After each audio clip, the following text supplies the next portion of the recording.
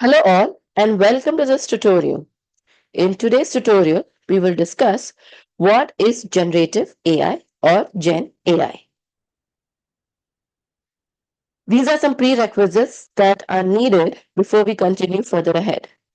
You need to have knowledge of artificial intelligence as well as machine learning. So if you do not know what AI and ML is all about, please refer to these overview videos that I had created sometime back. URL to these videos are mentioned right here at the bottom. I will also have them mentioned in the description of this video. These are some reference URLs. Again, I will have them posted in the description of this video. And I would certainly recommend that you visit these URLs as they have additional information on this particular topic.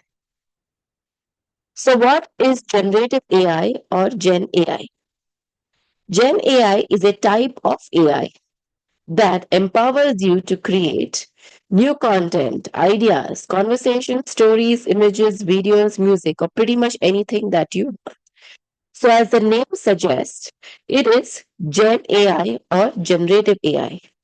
Generative, the word generative over here is the key. Generative essentially means that it's generating something, and AI means that it is trying to mimic human intelligence. So while it is mimicking human intelligence, it is generating either an image, story, or conversation, some content, some media content like video, music, image, whatever you want.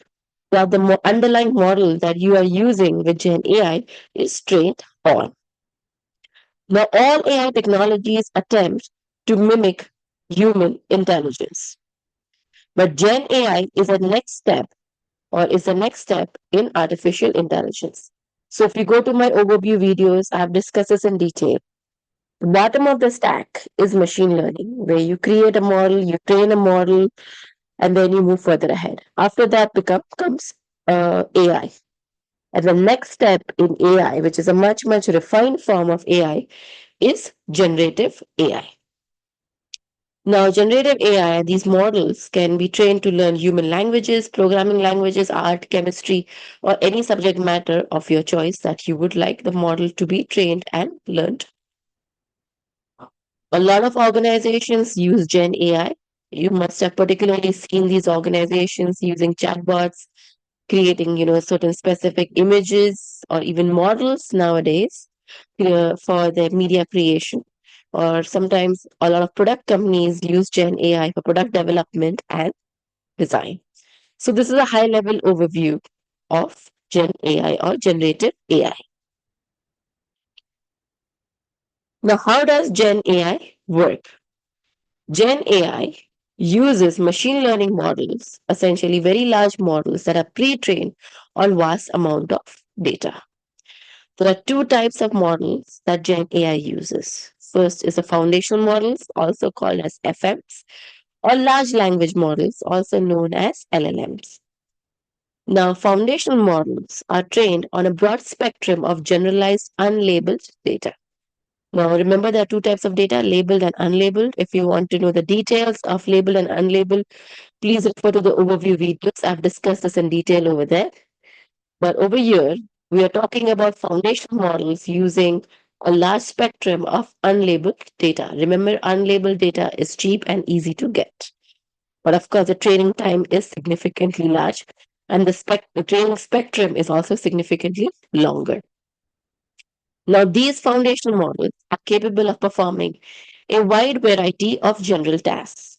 They use certain patterns and relationship to predict what is next in the sequence or what output it needs to generate. So, whether that is image generation, model analysis, creating sharper images, or a different version of images, all of this is possible using foundational models. Now, I had actually created a video on Amazon title, I think it is V1 or V2 models, wherein we had generated images of elephants and giraffe. I had changed the foreground, the background, and we had gone through in detail as to how you can choose some of the, one of the foundational models and some of the features in an image, and as per your customization you can make the required changes. So all of this is possible, and you will see that in that video I do select a foundational model.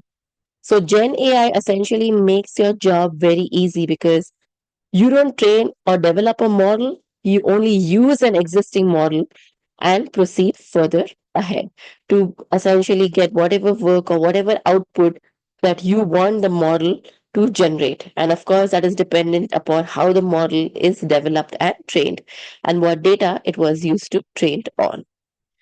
Now, the other type of models that we have are the large language models or LLMs.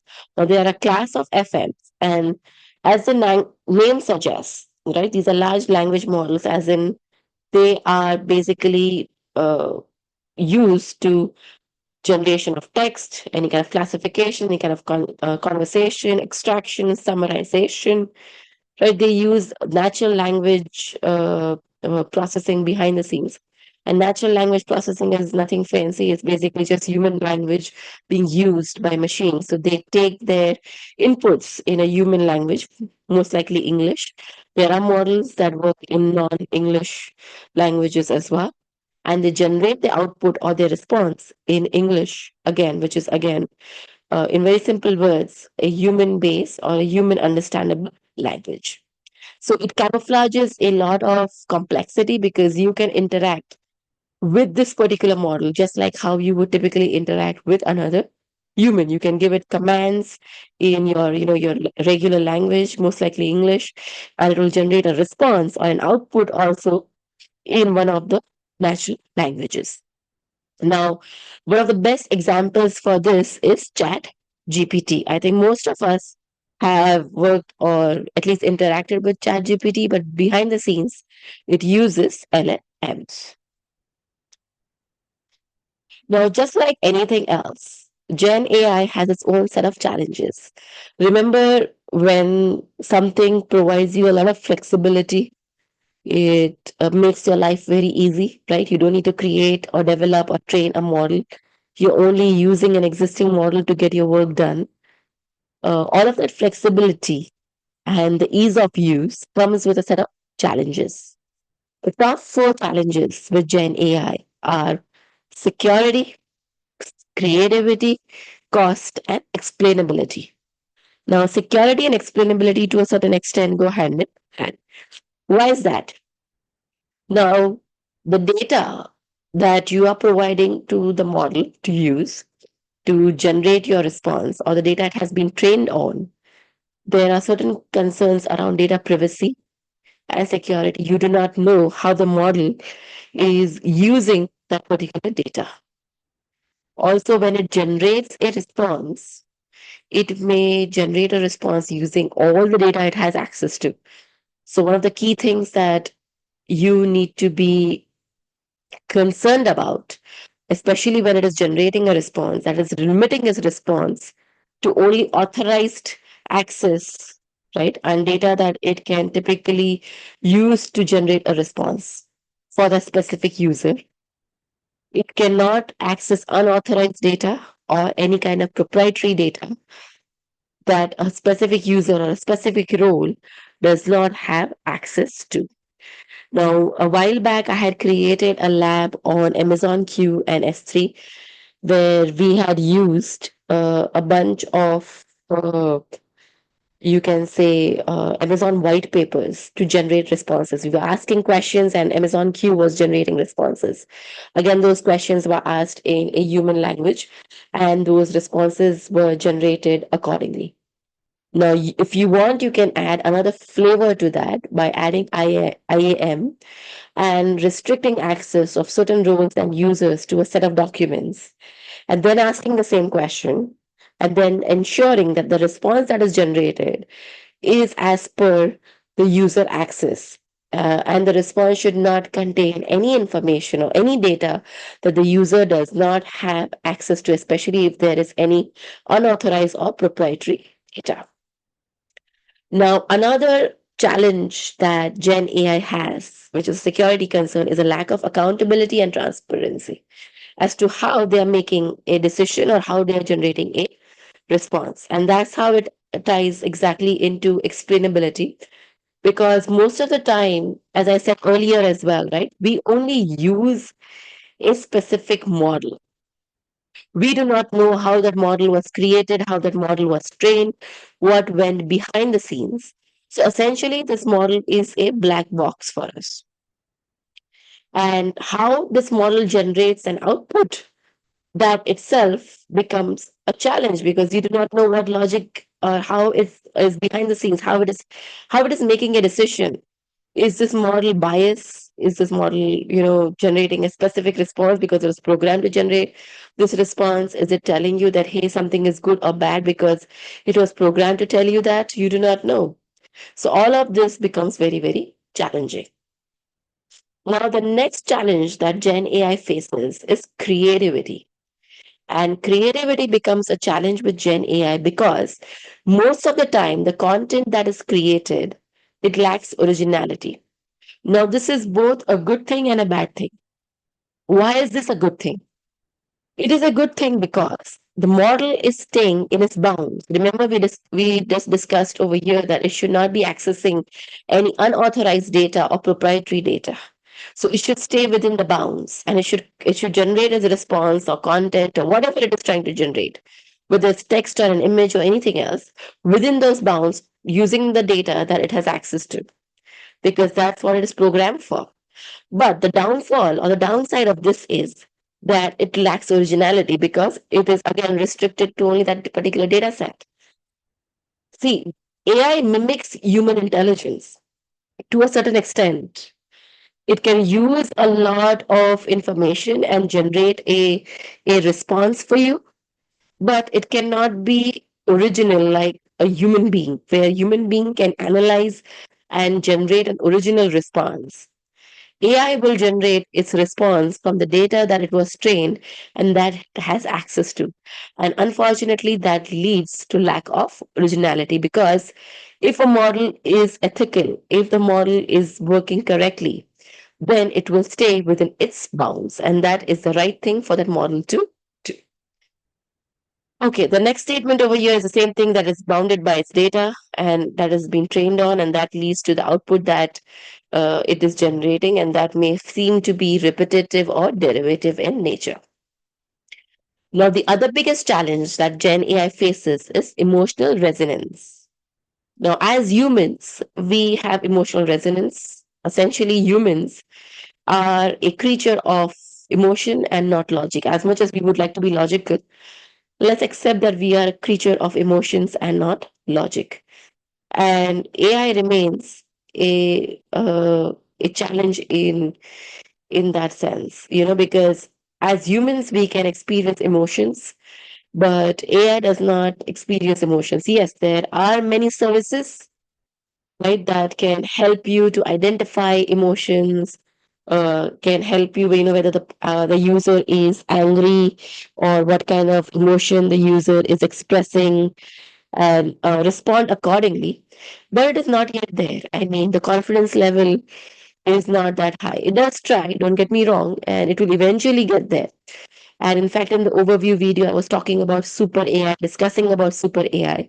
And that is the ideal form of AI which will mimic humans 100%, not just in terms of artificial intelligence, but also in terms of emotional intelligence and emotional resonance. Maybe someday we will get there, but right now we are not there. In fact, there is this another video that I had recorded when I had invited Brian Tarbox to my channel. And he essentially talks about Alexa and how Alexa responses to certain statements. If a person is injured, if the person is not is sick, then what should be the response? Does Alexa, like a human being, ask how the person is doing, what has happened, how can I help, or anything of that sort?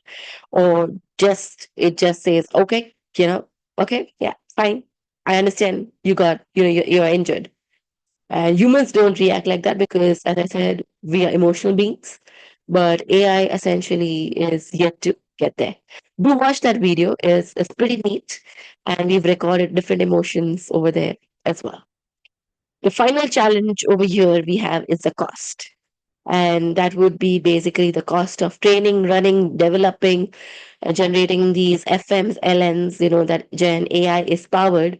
And all of this requires a lot of computational resources, human resources. Remember, using label data for training, unlabeled data. Label data can be very, very expensive. Even if you have to buy, of course, it's expensive. If you have to generate, it's time consuming, and hence it becomes labor intensive and expensive as well. So, cost becomes another concern or a challenge with Gen AI. What are some of the benefits of Gen AI? Of course, it accelerates research. Why? Again, going back to my Amazon Q and S3 hands-on lab, where we go through different white papers, right? When you are doing some research, etc., you have multiple documents, and you don't have the time to research through all the documents to get a response. But now you can use something like Amazon Q, which can go through all the different documents and essentially generate a response for you. Do watch that hands-on lab. I have basically showcased how Amazon Q behind the scenes, generates a response after scanning multiple white papers. So that's how it can accelerate research by, scanning a lot of theses, documents, etc., and essentially, accelerating and boosting employee productivity, which is the last statement over here. Of course, the customer experience becomes better because sometimes these chatbots are really very good in answering questions. Don't get me wrong, I have seen chatbots which are terrible and they just keep on going in the loop or they lose their context as well. So, I mean, it's okay, they will get there. In fact, yesterday only I was dealing with one of the electricity organizations, I will not name them, and they have this chatbot. And I was communicating with the chatbot, and somewhere in between, while I was communicating, the chatbot responded saying that, hey, I've lost the context and you will have to start all over again. And I was like, oh no, I don't want this. But yeah, in general, most things, some basic things, if you want to know, it's a decent experience.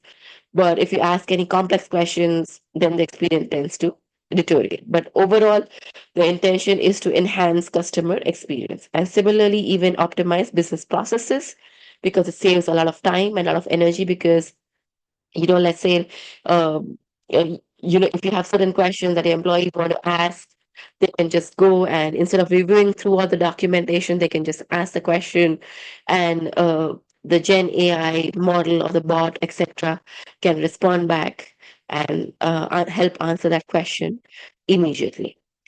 The fourth point over here is extracting and summarizing data from different knowledge sources. Again, that goes, hand in hand with that lab I had created for Amazon Q and S3, wherein we put a set of, white papers in an S3 bucket and then use Q to extract and summarize data. And finally, is employee productivity. Of course, the employees save a lot of time, and that was boost their productivity. Use cases. So you see that multiple industries over here use Gen AI already. So in financial services, you have chatbots, you have personalized financial advice services that can be, far more cheaper and at lower cost. In fact, one of the leading financial organizations uses AI based portfolios. I will not name them. They used to be my client at some point in time, but you can have completely AI based portfolios that are managed also by AI, and it also gives you recommendations depending upon what you are searching or what type of securities you have in your investment portfolios. All of that is possible. Healthcare and life sciences, they basically use Gen AI to design antibodies, enzyme, vaccines, gene sequences, metabolic engineering, whatever they want. All of this is possible. Automotive is responsive customer care. In fact, some of the automobile companies design their parts at a reduced cost using Gen AI. Remember, Gen AI works on existing data. So if you provide enough data, then it can suggest different design patterns for a specific part. Media and entertainment, of course, content creation. Now, one of the key use cases in media and entertainment has been AI based generation of fashion models. This is a pretty popular use case. So earlier, if and even till today, a lot of big firms who can afford models, generate a model, use a model or a fashion model or a supermodel to take pictures. But a lot of organizations have gone in the direction of creating an AI based model for themselves. And by the way, they own this particular model, the physical features of the model, the picture or the images of the model. And then they use this model to create different images depending upon, what product. Let's say if they are in a clothing industry, then they will use this model with different clothing forms or clothing dresses or women's fancy dresses or whatever the case may be. You can certainly use that particular model. So not only do they have royalty on the model, they also have royalty on the images that are generated by AI. And this has now become a popular use case because you don't need to spend millions of dollars and basically, invite a supermodel or some other model to take your shots. The other popular use case in media and entertainment is avatar creation.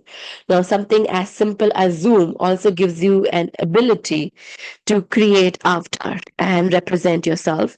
In fact, a lot of games also give you the ability to create avatar as well. So, yes, all of these features are available, and behind the scenes, they use Gen AI or one of the Gen AI models. Telecommunications, you have improved customer service, one on one sales assistant, also available because, again, these are automated assistants. And now you can literally have a sales assistant for each and every of your client that is available before a human comes on board. You can also optimize network performance and analyze network data and proactively recommend certain fixes.